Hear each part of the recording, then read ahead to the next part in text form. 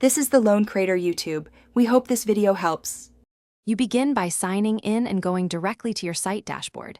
This saves time and gets you into plan controls. Once there, open billing and payments to confirm your card or PayPal details so a purchase won't fail. Make sure to note your current plan and any trial or promo expiration, because that affects pricing.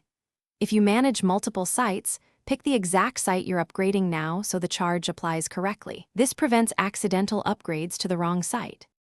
You'll now choose the specific plan. Open the plans page and compare storage, bandwidth, and commerce features so you know why one plan fits your needs. Once done, select billing frequency. Yearly often saves money while monthly gives flexibility, so align this with your cash flow. Make sure to add a domain or connect an existing one during checkout if you need a custom URL. If you want smoother SEO and email, pick the plan that includes those extras. You finish by entering payment details, applying any promo code, and reviewing the final invoice carefully before confirming the upgrade. That prevents surprises. After purchase, make sure to publish your site and test key pages, forms, and checkout flows so everything functions under the new plan features.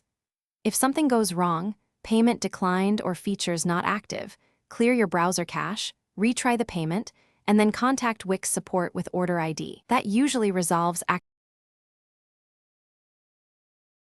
Thanks for watching. Consider subscribing if we helped you.